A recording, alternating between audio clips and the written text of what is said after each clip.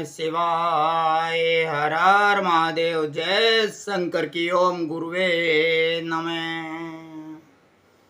जय शंकर की भक्तों, आज का सत्संग सनातन धर्म पर, बुरे कर्मों पर है। मनुष्य यह सोचता रहता है कि मेरे कर्मों को तो कोई देख ही नहीं रहा है, कुछ भी करूं। अगर कोई समझाता है कि भगवान सब देख रहा है, अरे सब ढोंग पाखंड है, वो करते जाता है।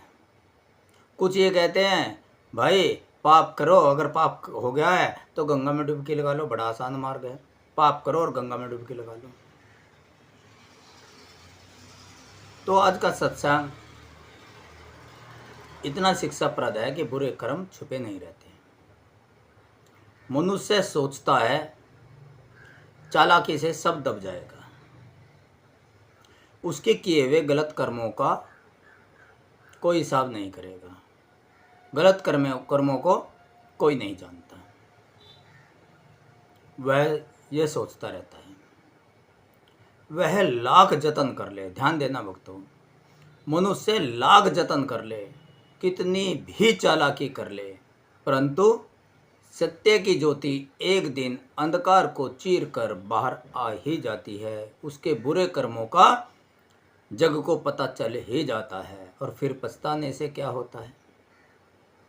हाथ में कुछ नहीं बचता, बचता है बस बुरे कर्मों का परिणाम, और वो भी बुरा परिणाम। सॉफ्टवेयर का ज़माना है, कंप्यूटर का ज़माना है। ऑटोमेटिक सॉफ्टवेयर को समझ लोगे आप, जो बटन दबाओगे वो काम हो जाएगा। गलत दबा दिया तो हैंग हो जाएगा, गलत हो जाएगा, सॉफ्टवेयर डिलीट भी हो सकता है। तो ऑटोमेटिक सॉफ्टवेयर है हमारी ज़िंदगी में, जैसा करोगे वैसा पाओगे ऑटोमेटिकली। इसमें भगवान का, प्रकृति का कोई नहीं है, हमारे कर्मों का है, हमारा है। श्रीमद् भागवत गीता, पवित्र गीता में भी यही उल्लेखित किया गया है। वह भी शिक्षा यही देती है, जैसे कर्म करोगे वैसे फल देगा भगवान। अर्थात कर्म करने में तो हम स्वतंत्र हैं, हमारी स्वतंत्रता है, उसके फल में स्वतंत्रता नहीं है। भगवान ने आज़ादी दे रखी है, कर्म करो कैसे भी करो, मैं नहीं रोकूंगा, बस उसका परिणाम भुगतने के लिए तैयार रहना। तो लाख जतन कर ले, कितनी भी चालाकी कर ले मनुष्य, बुरे कर्म छिपे नहीं रहेंगे, उनका परिणाम सामने आकर ही रहेगा। बुरे कर्म उतने ही समय तक छिपे रहते हैं जितना समय मनुष्य उन्हें छिपाए रखना चाहता है। मनुष्य सोचता है पहली गलती कर दी, चल भाई नादान है, आगे संभल जाएगा, उससे आगे संभल जाएगा, उससे आगे संभल जाएगा। पर अगर नहीं संभलता तो इसमें मनुष्य की ही गलती है। लेकिन जब न्याय का अक्षण आता है तो वही कर्म संसार के सामने पहले बोल उठते हैं। बुरे कर्म अपने आप ही बता देते हैं कि इसने बुरा कर्म किया है। तो इसलिए कितना भी छुपाए रखे तब तक छुपे रहेंगे बुरे कर्म आपके, जब तक मनुष्य उन्हें चाहता है कि ये छुपे रहें, इस मनुष्य का सम्मान बचा रहे, इसे कष्ट ना हो। लेकिन फिर भी नादानी में वो गलत कर्म करता रहता है। अंततः भगवान क्या करता है? उनको उजागर करा देता है। एक औरत की कथा इसका जीवंत प्रमाण है। मैं वो कथा आपको सुना रहा हूँ। एक युवती थी, वह युवती दिखने में सरल और मासूम लगती थी, लेकिन उसके दिल में छल की परतें छुपी थी। वह बहुत छलिया थी, बहुत छल करती थी। शादी से पहले उसने कई लड़कों से संबंध बनाए, पर परिवार के सामने वह एक संस्कारी बेटी का मुखौटा लगाए रखी कि यह तो बहुत भली लड़की है। उसने अपनी वो चालाकी, अपना वो छल किसी के सामने नहीं आने दिया। सभी सोचते थे भाई बड़ी सीधी सादी लड़की है, बड़ी मासूम लड़की है। माँ बाप भी सोचते थे हमारी बच्ची तो बड़ी संस्कारी है, तो संस्कार का मुखौटा ओढ़े रखी, जबकि उसके कई लड़कों से संबंध रहे, दोस्ती रही। विवाह हुआ तो उसका पति सीधा साधा, ईमानदार और भला इंसान था, बहुत भला इंसान। तो यहाँ भी वो बाज नहीं आई, लेकिन पाप की प्रवृत्ति ने उसका पीछा नहीं छोड़ा शादी के बाद भी। जिसकी जो आदत बन जाती है वो बड़ी मुश्किल जाती है। तो वहाँ जब किसी को नहीं पता चला, यहाँ भी इसने सोचा किसी को क्या पता चलेगा, जब पीछे ही जब कुंवारी थी मैं तब नहीं पता चला, अब शादी के बाद क्या पता चलाएगा। तो उसकी जो पाप की प्रवृत्ति थी, जो आदत थी पर पुरुषों से संबंध बनाने की, वो यहाँ भी जारी रखी। उसने विवाह के बाद भी एक आशिक बना लिया और पति के पीठ पीछे उसने आशिक के साथ शारीरिक संबंध बनाए, 2-3 बार शारीरिक संबंध बनाए। समय बीता, 2 बच्चे भी हुए, परिवार में सब कुछ सामान्य लग रहा था। धीरे धीरे उस युवती का ध्यान अपने बच्चों में लग जाने के कारण और उस आशिक की भी शादी हो जाने से उनका आपस में प्रेम संबंध ठंडा पड़ गया। उस आशिक ने भी आना जाना बंद कर दिया, उस आशिक की भी शादी हो गई थी। यह भी अपने बच्चों में रम गई थी, इसका भी ध्यान अपने बच्चों में लग गया था। घर में शांति लौट आई थी, मानो कुछ हुआ ही नहीं। वह भी खुश कि भैया अब तो मैं अपने बच्चों में लग गई, अब तो मैंने छोड़ दिया, और पिछली बात तो पता चली नहीं किसी को, तो अब तो कुछ होने वाला नहीं है, कुछ बिगड़ने वाला नहीं है, अब शांति से जीवन यापन करेंगे। लेकिन सत्य कब तक छुपता। देखो, अगर आपने पाप करना भी छोड़ दिया और उसका फल नहीं भुगता तो एक दिन आपके सामने आएगा अवश्य, ये ध्यान रख लो। कटियाली खेती लगाई तूने, काटेगा भी तू ही, कोई और काटने नहीं आएगा, कोई और भुगतने नहीं आएगा। एक दिन उसका पति ऑफिस जाते समय रास्ते में एक बेहोश औरत को अस्पताल ले गया। वो रास्ते में जा रहा था ऑफिस, एक बेहोश औरत पड़ी थी, कर्रा रही थी। तो उसने पास जाकर देखा जिंदी है। उसने सोचा तकलीफ में है, क्यों ना इसे हॉस्पिटल ले जाऊं। तो उसे अस्पताल ले गया। डॉक्टर ने जांच पड़ताल करी, जांच किया, और फिर बाहर आकर अपने रूम से, चेकिंग रूम से, जहां वो डॉक्टर चेकिंग करता था मरीजों की, वहां से बाहर आकर उस पुरुष को कहा, उस व्यक्ति को कहा, यानी कि उस युवती के पति को कहा, बधाई हो, आप बाप बनने वाले हो। है ना आश्चर्य की बात। उस युवती को वो जानता तक नहीं है। वह आदमी स्तब्ध रह गया। डॉक्टर साहब, मैं तो इस स्त्री को जानता भी नहीं, इस औरत को जानता भी नहीं हूँ, मैं तो कभी मिला भी नहीं हूँ, मैं तो केवल आज ही मिला था, आज ही इसको बेहोश देखा, मैंने तो इसकी आवाज़ भी नहीं सुनी। तो मैं इसका बाप, इसके बच्चे का बाप कैसे हो सकता हूँ, या मेरे बच्चे की माँ कैसे बन सकती है। यह गर्भवती होगी, किसी और के बच्चे की माँ होगी, मेरे बच्चे की माँ नहीं है। उस युवती को होश आया। उसे भी पता चला कि डॉक्टर वगैरह सारे आदमी इसका बाप इस आदमी को कह रहे हैं। वह भी प्रेम प्रसंग में थी और नाजायज शारीरिक संबंध थे उसके भी। उसने सोचा ये बढ़िया मौका है, इसी के गले मर दूं। तो उस महिला ने भी उसी पर आरोप लगाया कि महाराज, डॉक्टर साहब, मेरे बच्चे का बाप यही है। धन्य महाप्रभु, कैसा समय दिखाया। भले मानस के सामने कैसी विडंबना आ गई कि वो इलाज के लिए लाया था, उसकी मदद के लिए लाया था। उस महिला ने भी आरोप लगा दिया इस बच्चे का बाप यही है, जबकि वो उसको जानता भी नहीं था। झूठा आरोप लग गया।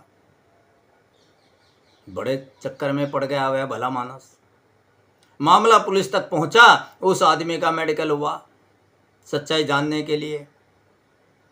डीएनए टेस्ट किया गया, सब कुछ चेकअप किया गया कि कहीं ये झूठ तो नहीं बोल रहा, देखो इस बच्चे का बाप कौन है।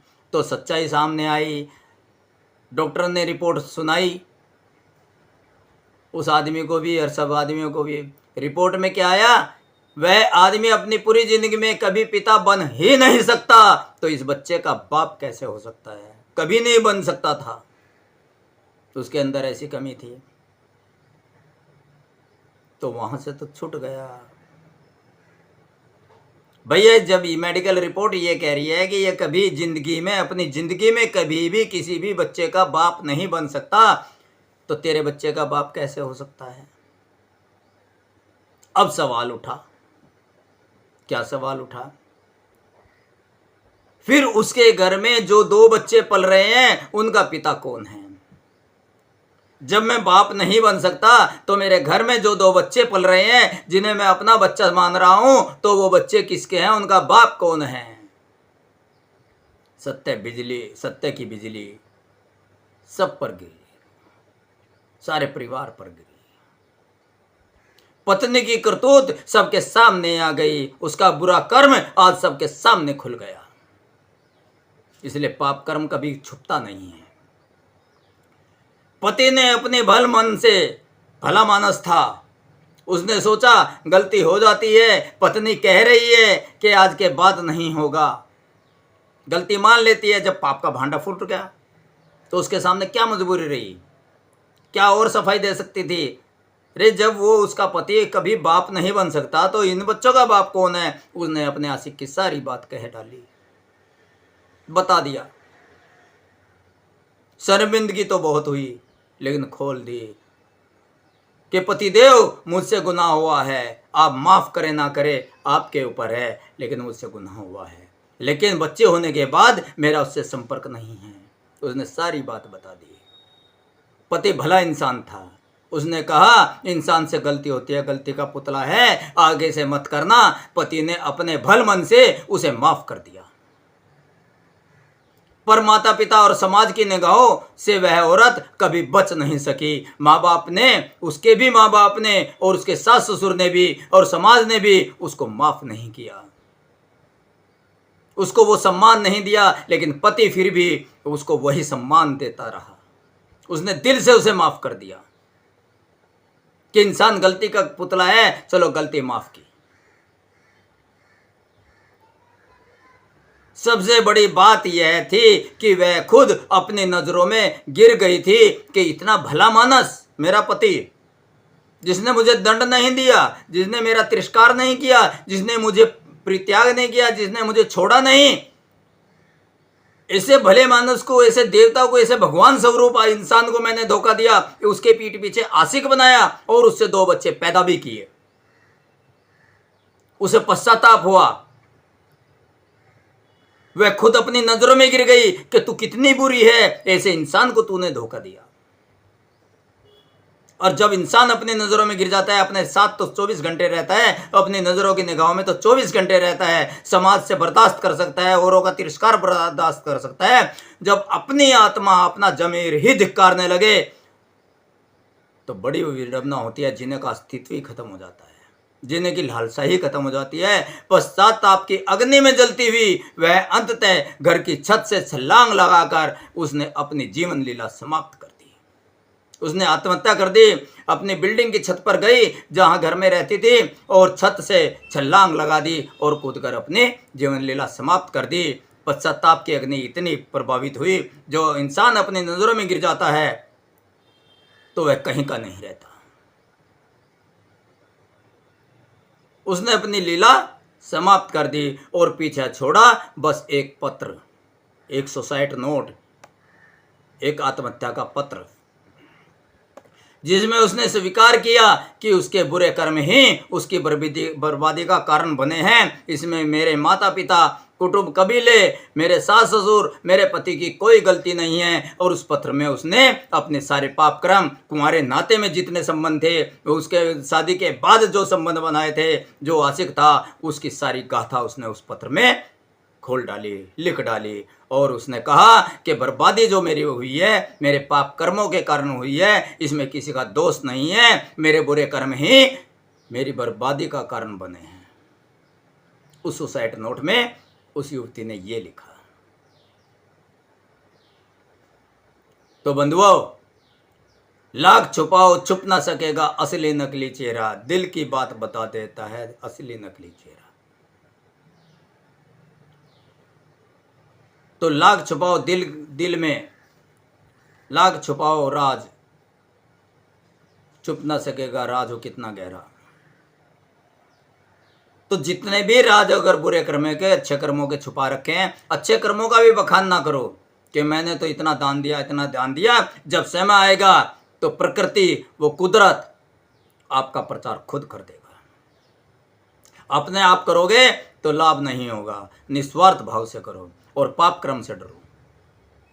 कितना ही छुपा के कोई कर्म कर लो, हम लोग क्या करते हैं, पाप कर्म को छुपाते हैं और अच्छे कर्म को बांट देते हैं। भाई मैंने तो दान दिया, मैंने आज भूखे को खाना खिलाया, मैंने आज एक गरीब कन्या की शादी कर दी, मैंने आज एक बेसहारा को पढ़ा दिया, मैंने एक गरीब की पढ़ाई का खर्चा उठा लिया, उसका बखान करते रहते। लेकिन जो पाप आपने रात के अंधेरे में किया, जो आप सबसे छुप के किया, क्या उसका बखान करते हो?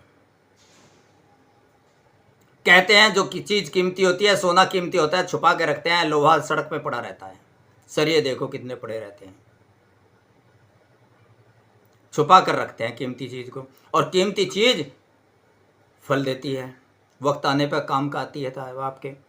तो यही काम है, पाप कर्म को छुपाते हो तो प्रकृति क्या सोचती है, पाप कर्म तुम्हारे कीमती हैं, उनको छुपा के रखा है। पुण्य कर्म को आपने लोहे की तरह फेंक दिया है, उसकी कोई कीमत नहीं है। तो प्रकृति सोचती है अच्छे कर्मों का तो फल चाहिए ही नहीं, से बुरे कर्मों का चाहिए। अरे भैया ऐसे कर्म करते ही क्यों हो जो छुपाने पड़े, जो शर्मिंदगी उठानी पड़े। और अगर पाप कर्म हो गया तो बांट दीजिए उनको। हाँ भैया आज मेरे से पाप कर्म हो गया, मुझे भगवान माफ़ करे, मुझे भैया आप भी दुआ करो भगवान मुझे माफ़ कर दे। तो देखो उसका फल नहीं मिलेगा। जो छुपाई हुई चीज़ है, जो दबाई हुई चीज़ है, क्वांटम फिजिक्स पराविज्ञान कहता है जिसको दबाया जाता है वही पौधा पनपता है। मिट्टी में जो बीज बोया जाता है वही पनपता है, हवा में लहराने से पेड़ नहीं बनता, पौधा नहीं निकलता बीज से। अंकुरित होगा, कुछ दाने अंकुरित हो जाते हैं बिना मिट्टी के, लेकिन अस्तित्व क्या है, कुछ दिनों बाद सड़ जाते हैं। तो जितना दबाया जाएगा उतना ही बड़ा वृक्ष होगा। गमले के पौधे देखो छोटी छोटी जड़ होती है, और पीपल का वृक्ष है तो देखो गहराई में भी जड़ होती है। तो जितना दबाया जाएगा उतना विकसित होगा। तो जिस कर्म को, पाप कर्म हो, सदकर्म हो, पुण्य कर्म हो, जिस कर्म को आप दबाओगे वही फल देगा। तो इसलिए किसी को दान दिया, किसी को पुण्य दिया, किसी को कुछ भी दिया, आपने सदकर्म किया, उसको दबा लो, उसको छुपा लो, निस्वार्थ भाव से करो। अहंकार मत उत्पन्न होने दो, अपने आप को दानी मत करो कहो। और अगर कोई गलती से पाप कर्म हो गया वैसे तो बचो, अगर पाप कर्म होगा उसको दबाओ ना मत, पश्चाताप करो, दोबारा मत करो। भगवान छिपाए रखता है, पहला पाप कर्म छिपाएगा, दूसरा छिपाएगा, तीसरा छिपाएगा। और जब आप बार बार करते रहोगे, पहली गलती करे तो इंसान है। भगवान कहता है पहली गलती करे तो इंसान है, इंसान गलती का पुतला है, कोई बात नहीं, नादान है। पहली गलती में 2 बार गलती कर दिया, इंसान गलती का पुतला है, इंसान है, हो जाती है गलती। पहला नादान है, नादान बालक है, दूसरे में इंसान है। तीसरी गलती होगी शैतान है, थोड़ा सा झटका दे दो संभल जाएगा। तो आपको थोड़ा सा कष्ट देते हैं फिर भी नहीं संभलते, गलती करते रहते हैं। अब ये माफी के काबिल नहीं है, अब इसे दंड देना चाहिए, तब दंड दे देगा। पहली गलती नादान समझकर माफ कर देगा भगवान, दूसरी गलती इंसान समझकर माफ कर देगा, तीसरी गलती शैतान समझकर थोड़ा सा सजा दे देगा, थोड़ा झटका दे देगा, चौथी अगर गलती करोगे उसके बाद भी नहीं संभलोगे तो दुखों का भंडार आपके जीवन में भर देगा, कष्ट तो आपके जीवन में आ जाएंगे। तो इसलिए संभल कर रखो, पाप कर्म से बचो। अगर पाप कर्म हो गया तो तौबा कर लो, पश्चाताप कर लो, या फिर बांट दो। भैया दुआ करो भगवान से, मेरे से एक पाप कर्म हुआ, छुपाओ मत, ये ढकोसला मत करो, ढोंग मत करो, पाखंड मत करो। ढोंग और पाखंड पूजा पाठ नहीं है, पाप कर्म को छुपाना और पुण्य कर्म को बांटना ही है। पुण्य कर्म आप छुपा के रखो और पाप कर्म आप बांट के चलो, तो वो पाखंडी नहीं है, वो इंसान है और वो भगवान का भक्त है। इसीलिए पाप कर्म से डरो, पुण्य कर्म को दबाओ, तो आप पाखंड और ढोंग से बहुत दूर हो जाओगे। वरना अंदर तो यानी कि मुंह में राम बगल में छुरी, तो ढोंगी तो आदमी है, खुद अंदर से पापी है, ऊपर से महात्मा बना बैठा है, तो ये ढोंगी है, पूजा पाठ ढोंग नहीं है। बनावटी चेहरा, बनावटी मुखौटा लगाना ही ढोंग है, पाखंड है। और बनावटी चेहरे उस परमात्मा को, उस कुदरत को पसंद नहीं आते, मासूम चेहरे उसको पसंद आते हैं। तो इसलिए जो सोचता है कि बुरे कर्म हमारे छिपे रहेंगे, कभी नहीं छिपे रहते और उसका परिणाम भी भोगना पड़ता है। तो यह कथा हमें यह शिक्षा देती है। क्या शिक्षा देती है, क्या सिखाती है? बुरे कर्म चाहे कितनी भी चतुराई से छुपाए जाएं, ध्यान देना भक्तों, बुरे कर्म चाहे कितनी भी चतुराई से छिपाए जाएं, उसका परिणाम एक ना एक दिन सामने आ ही जाता है। दूसरी शिक्षा मिलती है इससे, ईश्वर से कोई छल नहीं कर सकता, ईश्वर से कोई बात छिपी नहीं रहती है। वह हमारे हर विचार और हर कर्म का साक्षी है। उसे यह भी पता है कि भविष्य में आप क्या करने वाले हो। झूठ और पाप का रास्ता, तीसरी शिक्षा क्या मिलती है? झूठ और पाप का रास्ता हमें अंततः पछतावे और विनाश की ओर ले जाता है। जिस तरह से उस महिला ने छत पर से छलांग लगा दी और अपनी जीवन लीला समाप्त कर दी। तो ये तीन शिक्षाएं, तीन ज्ञान, तीन चेतावनियां बुरे कर्म से मिलती हैं। तो इसलिए बुद्धिमानी इसी में है कि हम अपने जीवन को सच्चाई, निष्ठा और पवित्रता के मार्ग पर चलाएं, झूठ और छल के मार्ग पर ना चलाएं। आज तो भाई भाई को छल रहा है, भाई भाई का गला काट रहा है, भाई भाई की संपत्ति दबा रहा है। अरे याद रखो, शमशान की एक दीवार पर लिखा हुआ मैंने पढ़ा था कि मंजिल तो तेरी यही थी, देर कर दी आते आते, तूने बहुत संपत्ति लुटाई, देख कफन में जेब नहीं होती। क्या साथ लाया था और क्या साथ लेकर जाएगा? खाली हाथ आया, खाली हाथ लेकर जाएगा। लेकिन नहीं, अपने सदकर्म, अपने बुरे कर्म अपने साथ लेकर जाएगा। अगले जन्म में उनका फल तू निश्चय ही पाएगा। तो इसलिए हंसते हंसते अगला जन्म मिलना चाहिए, हंसते हंसते अगला जीवन भी मिलना चाहिए, अगला जीवन भी चलना चाहिए, सुखपूर्वक आनंद पूर्वक चलना चाहिए। और इस जन्म में भी हम हंसते हंसते जीवन लीला समाप्त कर दें, इस शरीर को त्याग दें। उसके लिए सदकर्म करो, अच्छे कर्म करो। आपके घर में सुख शांति रहे, वैभव रहे, सुख आनंद की सदा प्राप्ति होती रहे। इन्हीं दुआओं के साथ ओम नमः शिवाय, हर हर महादेव, जय शंकर की, ओम गुरुवे नमः।